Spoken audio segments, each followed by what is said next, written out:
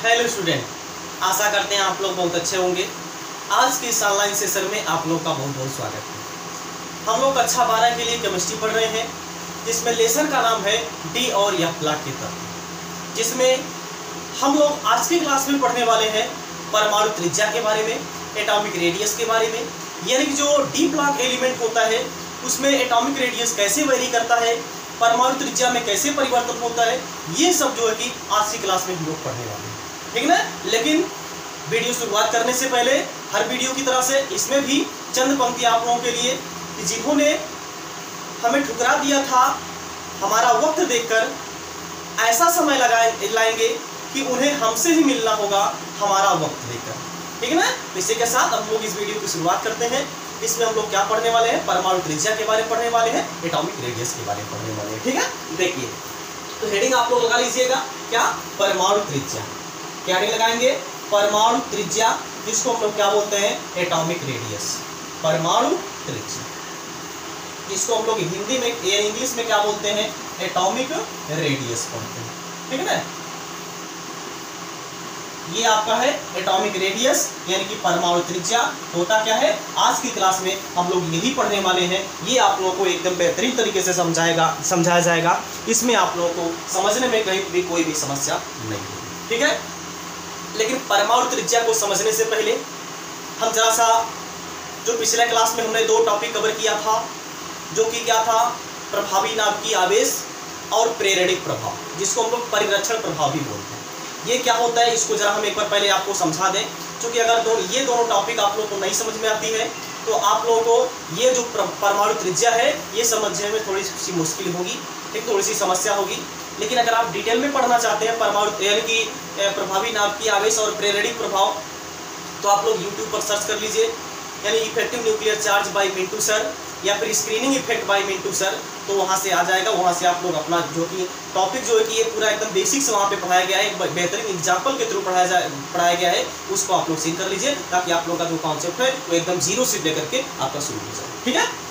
देखिए ये आपका क्या है, परमाणु त्रिज्या। उसके लिए पहले हम लोग क्या पढ़ेंगे, क्या थोड़ा सा हम रिवाइज करवाएंगे, प्रभावी नाभिकीय आवेश। देखिए जैसे आप जानते हैं ये क्या होता है, एक किसी भी परमाणु में एक नाभिक होता है। इसके बाद ये क्या होता है, कोष होता है, इसको हम लोग क्या बोलते हैं, कोष बोलते हैं, ठीक है ना। इसके बाद ये जो पहला वाला कोष है, मान लीजिए यहाँ पे कितना इलेक्ट्रॉन है, 2 इलेक्ट्रॉन। और ये जो या फिर एक कोष अगर हम और बना दें तो ये क्या हो जाएगा, या इस पहले वाले कोष में 2 इलेक्ट्रॉन हो जाएगा। और किसी भी कोष में जो अधिकतम इलेक्ट्रॉनों की संख्या होती है वो कितना होती है, 2n² होती है, ठीक है ना।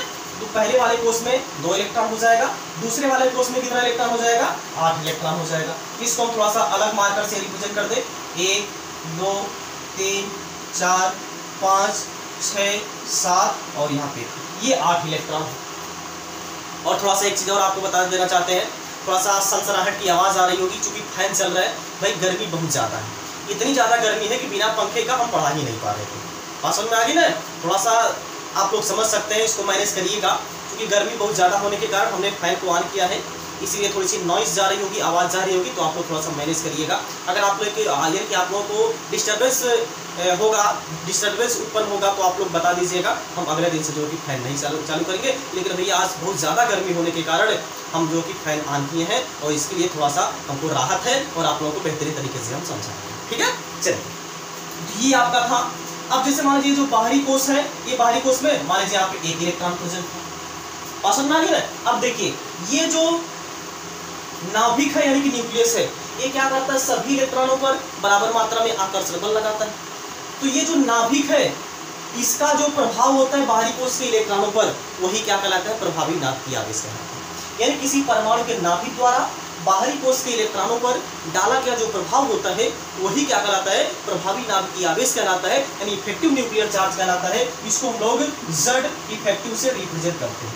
ये आपका क्या है, Z इफेक्टिव, जिसको हम लोग हिंदी में क्या बोलते हैं, प्रभावी नाभिकीय आवेश बोलते हैं, ठीक है ना। तो आपका नाभिक से बाहरी कोष के इलेक्ट्रॉनों पर डाला गया प्रभाव होता है वही क्या होता है, प्रभावी नाभिकीय आवेश कहलाता है। लेकिन अब हम आपको ये बता दें कि प्रेरणिक प्रभाव क्या होता है, इसको हम स्क्रीनिंग इफेक्ट बोलते हैं या फिर परिरक्षण प्रभाव बोलते हैं। तो क्या होता है, किसी परमाणु के बाहरी कोष के इलेक्ट्रॉनों पर किसी परमाणु के बाहरी कोश के इलेक्ट्रॉनों पर उसके अंदर कोश के इलेक्ट्रॉनों द्वारा डाला गया जो प्रभाव होता है वही यहाँ पे क्या होता है, यानी कि क्या कहलाता है, प्रेरणिक प्रभाव कहलाता है या परिरक्षण प्रभाव कहलाता है। अगर आप शुरू से पढ़ना चाहते हैं, एकदम डिटेल से एग्जाम्पल के थ्रू पढ़ना चाहते हैं तो आप लोग भैया यूट्यूब पर सर्च कर दीजिए, ठीक है ना। और हमने उस पर वीडियो बना दिया है, आप लोग यानी कि जो आपका स्क्रीनिंग इफेक्ट है, ऐसे आप लोग यूट्यूब पर सर्च करिएगा screening effect bye Mintu sir, उसको आप लोगों को आ जाएगा, वहाँ पे आ जाएगा, आप लोग बढ़िया तरीके से उसको देख लीजिए और अपने टॉपिक जो कि कंप्लीट कर लीजिए एकदम शुरू से, ठीक है। तो क्या है, बाहरी कोश के इलेक्ट्रॉनों पर उसके अंदर वाले कोश के इलेक्ट्रॉनों द्वारा जो डाला गया प्रभाव होता है वही यहाँ पे क्या कहलाता है, प्रेरणिक प्रभाव कहलाता है, यानी कि परिरक्षण प्रभाव, ठीक है ना। और आपने ये भी देखा था जब हम लोग वर्ग में चलते हैं, अगर हम बात करते हैं वर्ग की, वर्ग में जो होता है आपका z इफेक्टिव जो होता है इसका मान क्या होता है, घटता है। जो वर्ग होता है वर्ग में z इफेक्टिव का मान क्या होता है, घटता है, जबकि आवर्त में क्या होता है, जबकि आवर्त में z इफेक्टिव का मान यहाँ पे क्या होता है, बढ़ता है। बात समझ में क्यों बढ़ता है, क्या होता है, ये सब हमने भैया डिस्कशन करा दिया है, आप लोग प्लेलिस्ट में जाकर के चेक करिए। और वही अगर हम प्रेरणिक प्रभाव की बात करें तो अगर हम वर्ग में देखेंगे, अगर हम वर्ग में बात करेंगे तो जो आपका स्क्रीनिंग इफेक्ट होता है, या फिर इसी को हम लोग क्या बोलते हैं, प्रेरणिक प्रभाव बोलते हैं। जो आपका प्रेरणिक प्रभाव होता है, प्रेरणिक प्रभाव जो होता है, ये आपका जो वर्ग होता है, वर्ग में प्रेरणिक प्रभाव का मान क्या होता है, ज्यादा होता है। लेकिन आवर्त में जो प्रेरणिक प्रभाव होता है उसका मान यहाँ पे क्या हो जाता है भैया, घट जाता है, यानी कि क्या हो जाता है, ठीक है ना। तो ये आपका है, ये आप लोगों को जानकारी होनी चाहिए। चलिए अब हम चलते हैं अपने मुख्य टॉपिक पर, जो कि क्या है, एटॉमिक रेडियस, यानी कि परमाणु। इसको पहले आप लोग नोट कीजिए, हो गया। चलिए अब इसको हम थोड़ा सा रफ करेंगे। देखिए हमको क्या पढ़ना है, परमाणु त्रिज्या। क्या है परमाणु त्रिज्या, कहते किसे हैं, तो पहले हम आपको ये बता दें। देखिए किसी परमाणु के नाभिक से बाहरी कोश के इलेक्ट्रॉनों के बीच की जो दूरी होती है उसी को क्या बोलते हैं, परमाणु त्रिज्या बोलते हैं। इसी परमाणु के नाभिक से बाहरी कोश के इलेक्ट्रॉनों के बीच की दूरी को ही क्या बोला जाता है, परमाणु त्रिज्या बोला जाता है, यानी कि एटॉमिक रेडियस बोला जाता है। बात समझ में आ गया। तो ये आपका है, यहाँ से यहाँ तक जो डिस्टेंस है उसी को हम लोग क्या बोलते हैं, एटॉमिक रेडियस बोलते हैं, यानी कि परमाणु त्रिज्या। बात समझ में आ गई ना। चलिए अब हम लोग देखते हैं पहले, अच्छा आप लोगों के लिए थोड़ा सा हम इसकी परिभाषा भी लिख दें परमाणु त्रिज्या की, ताकि आप लोगों को कोई भी दिक्कत ना हो, सब्जेक्ट यानी कि नोट्स बनाने में आप लोगों को कोई भी समस्या ना हो। पहले हम इसकी परिभाषा भी लिख दें। देखिए क्या होगा परिभाषा, किसी परमाणु के नाभिक से बाह्यतम कोश के इलेक्ट्रॉनों के बीच की दूरी को ही परमाणु त्रिज्या कहते हैं। परमाणु त्रिज्या कहते हैं। बात सबको समझ में आ गई ना। क्या है, किसी परमाणु के नाभिक से बाह्यतम कोश बाहरी कोश के इलेक्ट्रॉनों के बीच की जो दूरी होती है वही क्या कहलाती है, यहाँ पे परमाणु त्रिज्या कहलाती है, यानी एटॉमिक रेडियस। बात सबको समझ में आ गई ना। ये परिभाषा नोट करिए। इसके बाद हम लोग चलते हैं डी ब्लॉक के एलिमेंट पर, क्योंकि हम लोग को मुख्य जो पॉइंट है, यानी कि मुख्य जो टॉपिक है वो आपका क्या है कि डी ब्लॉक एलिमेंट में हम लोग को पढ़ना है एटॉमिक रेडियस बढ़ता है कि घटता है, कैसे क्या होता है ये हम आपको बताएं, लेकिन उसके पहले आप ये परिभाषा नोट कर लीजिए। हो गया, ओके। चलिए देखिए अब जैसे अगर हम बात करें, जैसे अगर हम 3D एलिमेंट की बात करें, और हाँ जो कंपैरिजन होगा हम लोग 3D के एलिमेंट के थ्रू ही देखेंगे, ठीक है ना। 3D वाला एलिमेंट जो होगा उसमें कैसे एटॉमिक रेडियस में चेंज होता है, आप लोगों के सिलेबस में तो यही है, ठीक है ना। और अगर हम देखेंगे, अगर सिलेबस में आपका थोड़ा सा एक्स्ट्रा भी होगा तो हम अगले किसी वीडियो में आप लोगों के लिए अगला वीडियो जो कि प्रोवाइड करवा देंगे। इसमें आप लोगों को पूरा डी ब्लॉक की जो एटॉमिक रेडियस होती है वो हम आपको बता देंगे। अगर आप लोगों को जरूरत हो तो आप लोग कमेंट बॉक्स में कर दीजिए, कमेंट कर दीजिएगा, अन्यथा जो कि हम उचित नहीं समझते हैं कि सभी का जो एटॉमिक रेडियस है उसका डिस्कशन करेंगे, ठीक है। चलिए तो ये है आपका, जैसे अगर हम 3D एलिमेंट की बात करें, जो 3D एलिमेंट है उसमें कौन कौन से एलिमेंट आते हैं? ये आता है scandium, titanium, vanadium, chromium, manganese, iron, cobalt, nickel, copper और जिंक। अगर आप लोगों को नहीं याद है ये, अगर आप इसकी ट्रिक चाहते हैं तब भी यूट्यूब पर सर्च कर दीजिए डी ब्लॉक्स एलिमेंट को याद करने की ट्रिक बाय मिंटू सर। वहाँ से आप लोगों को एक बेहतरीन ट्रिक मिलेगी और उसको आप लोग लर्न कर लीजिएगा, उसको आप लोग याद कर लीजिएगा, ठीक है ना। क्योंकि भैया अगर आपको ये एलिमेंट नहीं याद है तो ये जान लीजिए आप लोगों को केमिस्ट्री में कुछ भी नहीं है। समझ में आ गई ना। क्योंकि देखिए आपका डी ब्लॉक एलिमेंट है, आप लोगों को कम से कम ये सब तो तत्वों का नाम तो याद ही होना चाहिए और उसका परमाणु क्रमांक और उसका इलेक्ट्रॉनिक विन्यास। अगर आपको इलेक्ट्रॉनिक विन्यास भी नहीं आता है फिर भी हमने पिछली टॉपिक पढ़ा दिया है, ये प्लेलिस्ट में आप लोग चले जाइए या फिर यूट्यूब पर सर्च कर दीजिए डी ब्लॉक यानी electronic configuration of D block element by Mintu sir. वहाँ से आप लोग कंप्लीट कर लीजिएगा। इलेक्ट्रॉनिक विन्यास एकदम सिंपल वे में वहाँ से आपको बताया गया, ठीक है। चलिए अब जरा यहाँ पे ध्यान से देखिए, ये देखा जाता है जो परमाणु त्रिज्या होती है, जो परमाणु त्रिज्या होती है, जो परमाणु त्रिज्या जो होती है वह स्कैंडियम से लेकर मैग्नीज तक क्या होती है? घटती है। क्या होती है? घटती है। क्योंकि देखिए आप जानते हैं जो परमाणु त्रिज्या होती है वो बाएं से दाएं चलने पर क्या होती है? बढ़ती है। सॉरी, परमाणु त्रिज्या बाएं से दाएं चलने पर क्या हो जाती है? घट जाती है, यानी क्या हो जाती है? कम हो जाती है। क्यों घट जाती है? क्योंकि प्रभावी नाभ की आवेश का मान क्या हो जाता है? बढ़ जाता है। प्रभावी नाभ की आवेश का मान बढ़ने के कारण जो परमाणु त्रिज्या होती है वो क्या हो जाती है? छोटी होती चली जाती है। और आपका परमाणु त्रिज्या छोटी हो रही है मतलब परमाणुओं का आकार भी यहाँ पे क्या हो रहा है? छोटा। बात समझ में आ गई ना। तो अगर देखा जाए तो एस ब्लॉक जो है और पी ब्लॉक जो है उसके बीच में डी ब्लॉक एलिमेंट को रखा गया, मतलब इसकी जो परमाणु त्रिज्या होगी एस ब्लॉक और पी ब्लॉक के बीच में होगी, ठीक है ना। एस ब्लॉक की जो परमाणु त्रिज्या होगी वो क्या होगी? सबसे ज्यादा होगी। और पी ब्लॉक के जो एलिमेंट होंगे उसकी परमाणु त्रिज्या क्या होगी? सबसे कम होगी। तो बीच की आपके डी ब्लॉक के एलिमेंट बचे तो डी ब्लॉक के एलिमेंट की जो परमाणु त्रिज्या होती है यह इन दोनों के बीच में वैरी करती है, ठीक है ना। ये आपको कन्फर्म पता होना चाहिए कि जो अगर हम यानी कि जो आवर्त सारणी है उसमें अगर हम लोग बाएं से दाएं चलते हैं तो परमाणु त्रिज्या में क्या होती है? कमी होती है। परमाणु त्रिज्या यहाँ पे क्या हो जाता है? कम हो जाता है। क्यों कम हो जाता है? क्योंकि यहाँ पे प्रभावी नाभ की आवेश का मान क्या हो जाता है? बढ़ जाता है। बात सबको समझ में आ गई ना। और अगर आप लोगों को डिटेल में पढ़ना है तो भैया आप लोग हमारा पिछला क्लास देख लीजिए, यानी कि जो इफेक्टिव न्यूक्लियर चार्ज है वो आप देख लीजिए, यानी कि ऐसा आप लोग यूट्यूब पर सर्च करिएगा effective nuclear charge by Mintu sir, वहाँ से आप लोग देख लीजिएगा। भाई बार बार हम बोल रहे हैं तो इसका मतलब आप लोग समझ जाइएगा तो इफेक्टिव न्यूक्लियर चार्ज कितना ज़्यादा इंपॉर्टेंट है, ठीक है। तो ये देखा जाता है स्कैंडियम से मैग्नीज तक आपका जो परमाणु त्रिज्या है वो क्या होता है? बढ़ता है। तो ये तो ठीक है, सही बात है, यहाँ तक तो आपको कोई भी समस्या नहीं है। लेकिन अब समस्या उत्पन्न होगी। समस्या क्या उत्पन्न होगी? ये देखा गया यहाँ पे आयरन, कोबाल्ट और निकेल, ये तीनों की जो परमाणु त्रिज्या है, ये तीनों की जो परमाणु त्रिज्या है ये परमाणु त्रिज्या लगभग समान होती है। क्या होती है? लगभग समान देखने को मिलती है, लगभग समान देखने को मिलती है। पासों का समझ में आ गई ना। यहां से हमने देखा स्कैंडियम से मैग्नीज तक तो भैया परमाणु त्रिज्या घटा, जो कि होना चाहिए था। क्योंकि हम लोग बाएं से दाएं चल रहे हैं तो परमाणु त्रिज्या में कमी आएगी, मतलब परमाणु त्रिज्या घटेगा। ये तो ठीक है, यहां तक हमको समझ में आ गया। लेकिन यहाँ पे अब जो आयरन, कोबाल्ट और निकेल है, ऐसा क्या है इसमें? इसकी परमाणु त्रिज्या समान हो गई है। अभी हम लोग रीजन के थ्रू समझेंगे, आप बिल्कुल भी परेशान ना होइए। चूंकि ये जो चैनल है इस चैनल पर आप लोगों को एकदम बेसिक से मिलेगा और सभी चीजें आप लोगों को रीजन के साथ मिलेगा। बात उसको समझ में आ गई ना। तो कोई भी चीज होती है तो क्यों होती है, कैसे होती है, ये सब चीज जो है कि इस चैनल पे आपको प्रोवाइड किया जाएगा। ये सब जो है कि आप लोगों को पढ़ाया जाएगा, एकदम डिटेल में पढ़ाया जाएगा भैया। आप लोगों को कोई भी समस्या नहीं समझने में, ये पूरा हम विश्वास दिला देते हैं आप लोगों को, ठीक है ना। लेकिन आप लोगों को क्या करना है भैया, हमारे लिए आप लोग एक काम कर दिया करिए, ये वीडियो जो कि अपने मित्रों के साथ भैया जरूर से जरूर शेयर कर दिया करिए।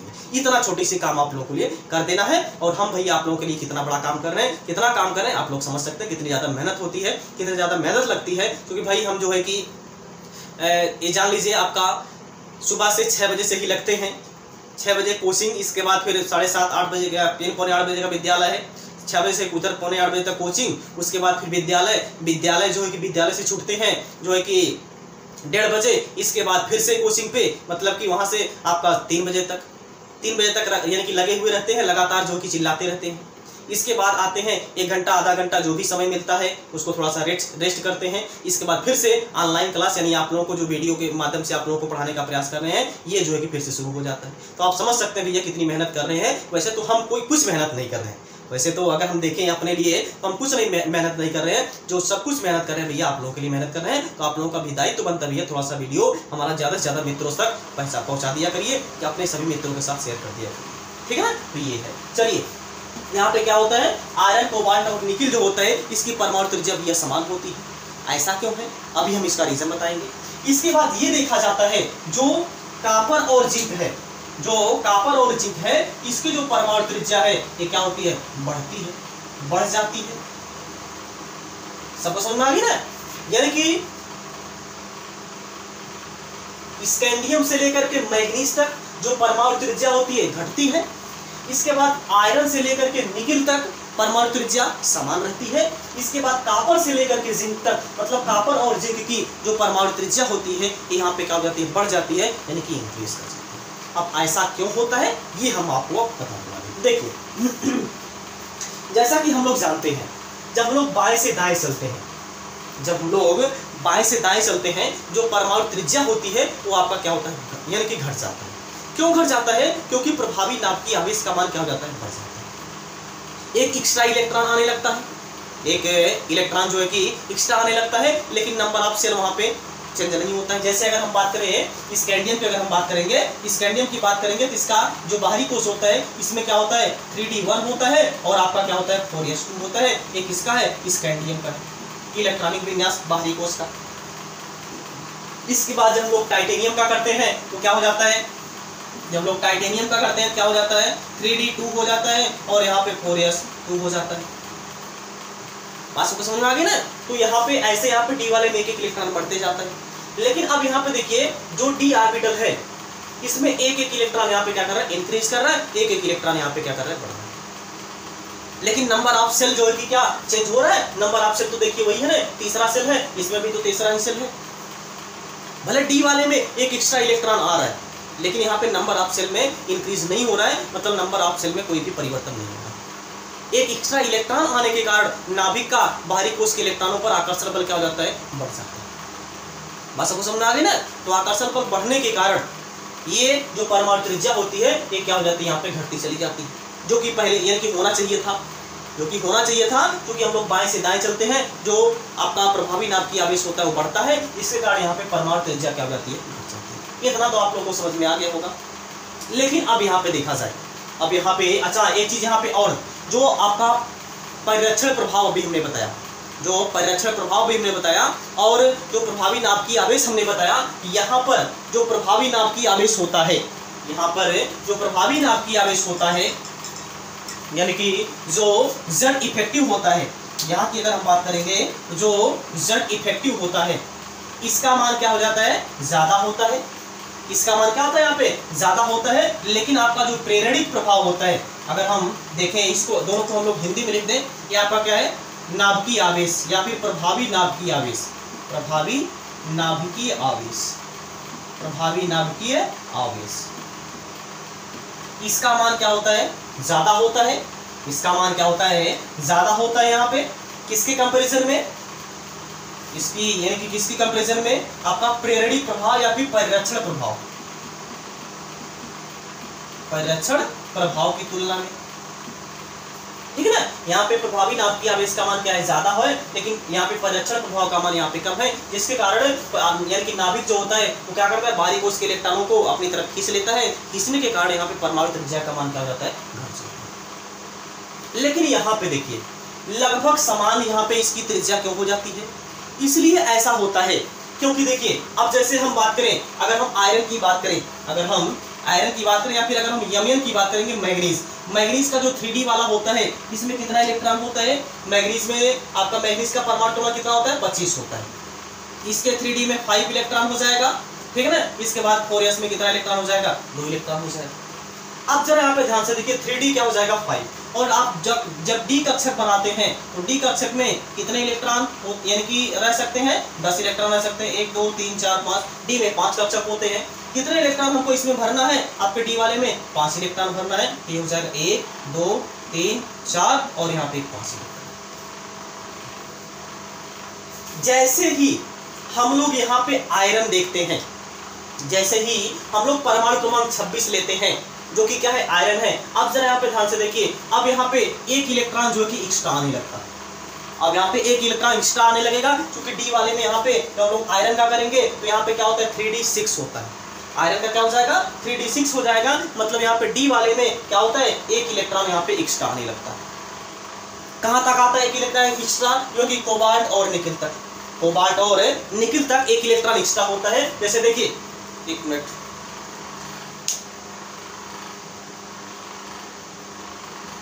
ठीक है, देखिए कहां तक आता है, कोबाल्ट और निकिल तक, ठीक है ना, कोबाल्ट और निकिल तक। एक काम करिए, थोड़ा सा इसको हम रफ करेंगे, ठीक है ना, चूंकि स्पेस का नहीं, चलिए यहीं पे नीचे देख लेते हैं।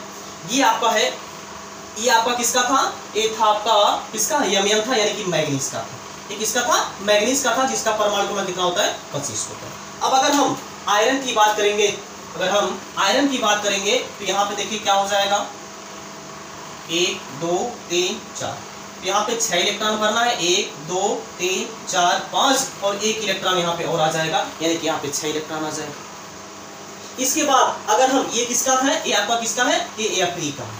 हम केवल 3D की ही बात कर रहे हैं, हम केवल 3D की बात कर रहे हैं, 4D में तो यहाँ पे तो सेम होगा, ठीक है ना। लेकिन यहाँ पे अगर हम बात भी करना चाहें तो कोई दिक्कत नहीं है। ये आपका क्या, मान लीजिए 4s था, ये आपका क्या था, 3D था। इसमें कितने इलेक्ट्रॉन थे, 2 इलेक्ट्रॉन थे। ये आपका क्या हो जाएगा, इसमें भी कितने इलेक्ट्रॉन हो जाएंगे, 2 इलेक्ट्रॉन हो जाएंगे। ये आपका 4s का था, एक इसका था 3D का था, ठीक है ना। अब जरा यहाँ पे ध्यान से देखिए, हमने यहाँ पे क्या कर दिया, आयरन का कर दिया है, इसका परमाणु क्रमांक कितना है, 26। अब अगर हम कोबाल्ट का करते हैं, कोबाल्ट में देखिए क्या हो जाएगा, यहाँ पे 1 2 3 4, तो इसमें कितना इलेक्ट्रॉन हो जाएगा, कोबाल्ट का परमाणु क्रमांक कितना होता है, 27 होता है। कोबाल्ट का परमाणु क्रमांक कितना होता है, 27 होता है। तो 27 करेंगे तो यहाँ पे 7 इलेक्ट्रॉन भरेगा। इसके बाद फिर अगर हम निकिल की बात करें, तो अगर हम निकिल की बात करें, इसका परमाणु क्रमांक कितना होता है, 28 होता है। 1 2 3 4, ये आपका क्या हो जाएगा, निकिल, इसका परमाणु क्रमांक कितना हो जाएगा, 28 हो जाएगा। 1 2 3 4 5 6 7 और यहाँ पे। लेकिन आपको ध्यान होगा, ये जो कॉपर है ये क्या है, अपवाद है। ये कॉपर क्या है, अपवाद है। अपवाद होने के कारण ये जो डी ऑर्बिटल होता है, डी ऑर्बिटल अगर हम यहाँ पे कॉपर की बनाएं, अगर हम यहाँ पे कॉपर की बनाएं, कॉपर का बनाएं 1 2 3 4, 1 2 3 4 5, अगर हम कॉपर की बनाते हैं तो आप देखते हैं कि डी वाले में कितना इलेक्ट्रॉन होता है, 10 इलेक्ट्रॉन हो जाता है। डी वाले में कितना इलेक्ट्रॉन होता है, 10 इलेक्ट्रॉन हो जाता है। यानी 1 2 3 4 5 6 7 8 9 और यहाँ पे 10, एक इसका है, कॉपर का है। इसके बाद जब हम लोग जिंक की बात करते हैं, तो जिंक वाले में, डी वाले में भी कितना इलेक्ट्रॉन होता है भैया, 10 इलेक्ट्रॉन। 1 2 3 4 5, इसमें भी 10 इलेक्ट्रॉन होता है। 2 3 4 5 6 7 8 9 और यहाँ पे 10। अब जरा यहाँ पे देखिए, एक इसका है, जिंक का है, एक इसका है, जिंक का है। इसका परमाणु क्रमांक 29, इसका परमाणु क्रमांक कितना होता है, 30 होता है। अब यहाँ पे हम लोग समझते हैं, यहां तक तो देखिए यमन का ये है, यमन का इलेक्ट्रॉनिक कॉन्फ़िगरेशन पास में आ गया। इसका परमाणु क्रमांक कितना होता है, सॉरी यमन का कितना होता है, 25 होता है। ये आपका क्या है, आयरन का है, ठीक है ना। ये आपका किसका है, आयरन का है। यहाँ पे ये आपका क्या था, यानी कि यमन का ये था। अब जरा यहाँ पे ध्यान से देखिए, जैसे ही हम लोग आयरन पर, यानी कि आयरन पर गए, तो एक इलेक्ट्रॉन यहाँ पे एक्स्ट्रा आ गया। मतलब यहाँ पे क्या हो गया, अब इलेक्ट्रॉन की पेयरिंग शुरू हो गई। इलेक्ट्रॉन की पेयरिंग शुरू होने के कारण, इलेक्ट्रॉन की पेयरिंग शुरू हो, यानी कि शुरू होने के कारण एक इलेक्ट्रॉन देखिए यहाँ पे एक्स्ट्रा आ गया। एक इलेक्ट्रॉन एक्स्ट्रा आने के कारण ये जो पेयरिंग का इलेक्ट्रॉन है, इसमें क्या होने लगता है, प्रतिकर्षण होने लगता है। यहाँ पे परिरक्षण प्रभाव अब धीरे धीरे बढ़ने लगता है। यहाँ पे जो परिरक्षण प्रभाव होता है, ये धीरे धीरे क्या होने लगता है, बढ़ने लगता है। और बढ़ने का मतलब यहाँ पे ऐसा हो जाता है कि यहाँ पे जो प्रभावी नाभ की आवेश होता है और जो परिरक्षण होता है, प्रभाव होता है, इन दोनों का मान यहाँ पे क्या हो जाता है, समान हो जाता है। बात सबको समझ आ गया है। यहाँ पे क्या था, जो प्रभावी नाभ की आवेश था उसका मान ज्यादा था, जबकि परिरक्षण प्रभाव यहाँ पे क्या था, कम था। लेकिन यहाँ पे अब क्या हो जाता है कि प्रभावी नाभ की आवेश और परिरक्षण प्रभाव दोनों का मान क्या हो जाता है, समान हो जाता है। समान होने के कारण ना तो नाभिक खींच ही पाता है और ना ही इलेक्ट्रॉन प्रतिकर्षित कर पाता है। तो दोनों का मान यहाँ पे क्या हो जाता है, समान हो जाता है। समान होने के कारण ये जो परमाणु त्रिज्या होती है, इन तीनों की क्या होती है, लगभग समान। बात आपको क्लियर हो गई। परमाणु यानी कि परमाणु त्रिज्या यहाँ पे आयरन, कोबाल्ट और निकेल में समान क्यों होती है? इसलिए समान होती है क्योंकि यहाँ पे जो प्रभावी नाभ की आवेश होता है और परिरक्षण प्रभाव होता है, मतलब जो खींचने की क्षमता होती है और जो ढकेलने की क्षमता होती है, ये दोनों आपस में क्या हो जाता है? बराबर हो जाता है। ठीक है ना? जैसे भाई हम जितनी वेग से खींच रहे हैं, यानी जितने बल लगाकर खींच रहे हैं, कोई दूसरा है उतने बल लगा करके उधर से भी खींच रहा है, तो ये जो बीच वाली वस्तु है जिसको हम लोग खिंचाई कर रहे हैं इधर उधर से, क्या वो इधर उधर मूव करेगी? नहीं मूव करेगी, जहाँ पे वहीं पे पड़ी रहेगी। उसी तरीके से ये भी है, ना तो यहाँ पे खींचने की क्षमता बढ़ रही है, ना तो यहाँ पे धकेलने की क्षमता बढ़ रही है। दोनों का मान आपस में क्या हो जा रहा है? यहाँ पे बराबर हो जा रहा है। बराबर होने के कारण जो परमाणु त्रिज्या है यहाँ तक आयरन, कोबाल्ट और निकेल में क्या होती है? समान। क्लियर हो गई? यहाँ तक परमाणु त्रिज्या घटी। क्यों घटी? यानी क्यों घटी? क्योंकि यहाँ पे प्रभावी नाभ की आवेश का मान ज्यादा था, जबकि परिरक्षण प्रभाव का मान यहाँ पे क्या था? कम था। लेकिन यहाँ पे जो प्रभावी नाभ की आवेश है और परिरक्षण प्रभाव है, ये दोनों का मान क्या हो जाता है? समान हो जाता है। क्यों समान होता है? क्योंकि यहाँ पे देखिए, यहाँ पे एक्स्ट्रा इलेक्ट्रॉन डी ऑर्बिटल में इंटर करने लगते हैं। एक्स्ट्रा इलेक्ट्रॉन डी ऑर्बिटल में यहाँ पे देखिए एक ही एक्स्ट्रा इलेक्ट्रॉन है, यानी एक पेयर शुरू हुआ, एक इलेक्ट्रॉन में प्रतिकर्षण होगा, उतना ज्यादा प्रतिकर्षण नहीं होगा। यहाँ पे इसमें भी प्रतिकर्षण होगा, लेकिन उतना ज्यादा प्रतिकर्षण नहीं होगा। यहाँ भी प्रतिकर्षण होगा, लेकिन उतना ज्यादा प्रतिकर्षण नहीं होगा। लेकिन अब हम अगर कॉपर पर चलते हैं, देखिए कॉपर वाले में 10-10 इलेक्ट्रॉन होंगे, मतलब 5 यानी कि 5-5 इलेक्ट्रॉन एक दूसरे को क्या कर रहे हैं? प्रतिकर्षित कर रहे हैं, रिपेल कर रहे हैं। तो यहाँ पे परमाणु त्रिज्या ज्यादा मात्रा में भैया बढ़ेगी। बात को समझ आ गई ना? क्योंकि यहाँ पे प्रतिकर्षण क्या होगा? ज्यादा होगा, जबकि यहाँ सब में प्रतिकर्षण क्या था? कम था। हालांकि इसमें एकदम सेम नहीं होती जो परमाणु त्रिज्या होती है, ये लगभग सेम मानी जाती है, एकदम एग्जैक्ट सेम नहीं होती है, लेकिन अप्रॉक्सीमेटली मान लिया जाता है आयरन, कोबाल्ट और निकेल जो है इसकी परमाणु त्रिज्या यहाँ पे क्या हो जाती है? समान हो जाती है। ऐसा इसलिए होता है क्योंकि प्रभावी नाभ की आवेश और जो प्रेरणिक प्रभाव होता है, इन दोनों का मान लगभग समान हो जाता है, इसलिए ये कंडीशन देखने को मिलती है।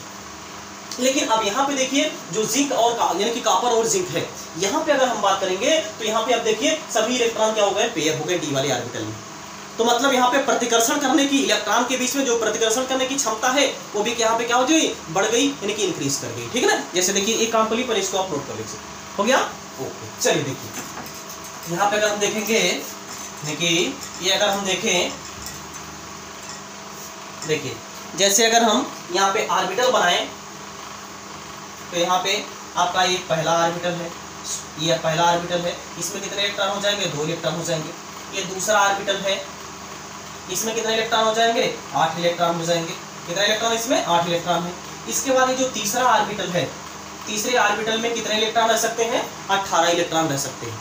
कितने इलेक्ट्रॉन रह सकते हैं? 18 इलेक्ट्रॉन रह सकते हैं। अगर हम देखते हैं निकेल की, तो निकेल की इसमें कितने हो जाएंगे? डी वाले में कितने हो जाएंगे? अरे भाई निकेल का इलेक्ट्रॉनिक विन्यास करके देख लीजिए। निकेल जो है इसका परमाणु क्रमांक कितना होता है?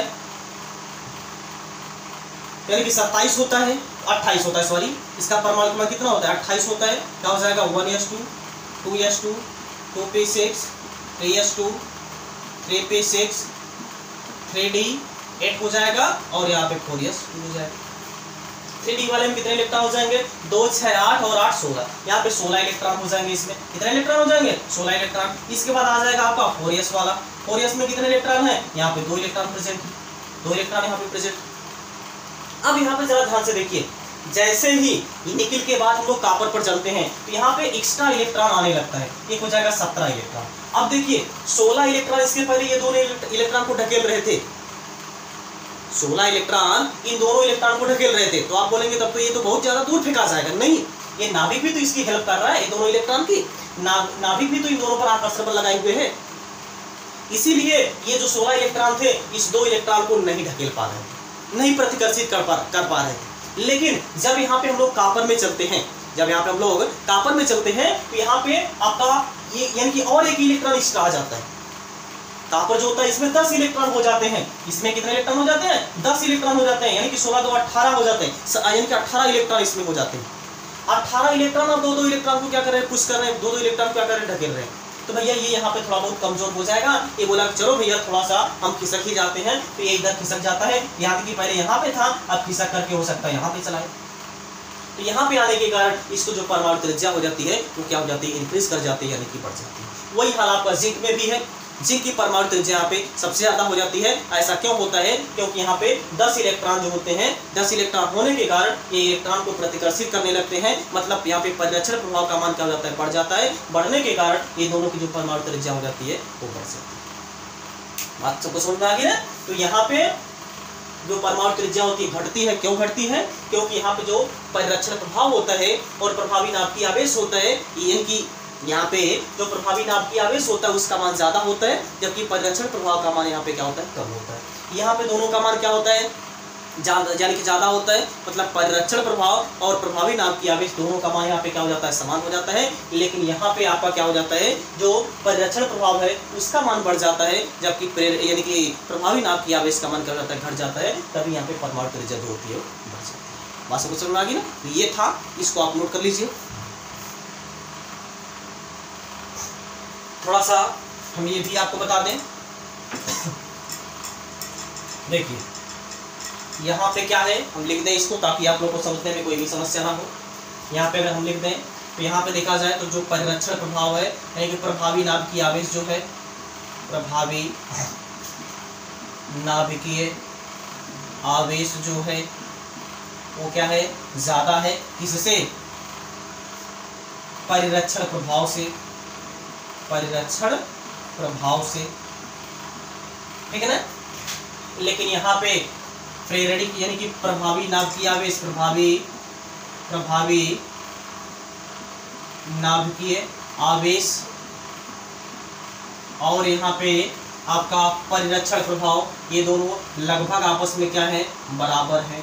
ठीक है ना? लगभग यहाँ पे आपस में बराबर है। कौन? परिरक्षण प्रभाव के। लेकिन यहाँ पे अगर देखा जाए, यहाँ पे जो परिरक्षण प्रभाव है इसका मान ज्यादा है, जबकि प्रभावी नाभिकीय आवेश का जो मान है वो यहाँ पे क्या हो जाता है? कम हो जाता है, जबकि परिरक्षण प्रभाव यहाँ पे क्या हो जाता है? बढ़ जाता है। ठीक है ना? ये यहाँ पे है मुख्य पॉइंट, इसका मुख्य बिंदु। ऐसा क्वेश्चन कई बार पूछा गया है। ऐसा क्या कारण है कि जिंक की परमाणु त्रिज्या 3D एलिमेंट में सबसे ज्यादा होती है? तो इसका रीजन यही है क्योंकि यहाँ पे 3D जो होता है उसमें जो जिंक होता है, जिंक परमाणु में इलेक्ट्रॉन को प्रतिकर्षित करने की क्षमता सबसे ज्यादा हो जाती है, क्योंकि यहाँ पे डी वाले में 18 इलेक्ट्रॉन हो जाते हैं। यानी डी वाले में 8 इलेक्ट्रॉन हो जाते हैं। डी वाले में 10 इलेक्ट्रॉन हो जाते हैं। मिस्टेक हो जा रहा है। डी वाले में कितने इलेक्ट्रॉन हो जाते हैं? 10 इलेक्ट्रॉन हो जाते हैं, जिसके कारण यहाँ पे जो प्रभावी नाभिकीय आवेश हो जाता है और यहाँ पे परिरक्षण प्रभाव हो जाता है। परिरक्षण प्रभाव बढ़ जाता है, जबकि प्रभावी नाभिकीय आवेश यहाँ पे क्या हो जाता है? ठीक ना? इसको पहले आप लोग नोट कर लीजिए। हो गया? ओके। तो आज की क्लास में हम लोगों ने परमाणु त्रिज्या के बारे में पढ़ा। इसके बाद अगली वाली जो क्लास है उसमें हम लोग देख लेंगे जो आयनिक रेडियस होती है, मतलब जो आयनिक त्रिज्या होती है वो क्या होता है, उसमें कैसे परिवर्तन होता है डी ब्लॉक के एलिमेंट में। ठीक है? इसके बाद जैसे आपका प्रभाव क्या बोलते हैं कि आयरन विभव होता है, ये सब क्या है, अभी ये सब हम लोग अगले क्लास में जो कि कवर करेंगे। तो आज की क्लास में बस इतना ही। अब हम लोग मिलते हैं नेक्स्ट क्लास में। तब तक आप लोग एग्जाम भी रहिए, स्वस्थ रहिए, मस्त रहिए और अपने माता पिता का ख्याल रखिए। जय हिंद, जय भारत।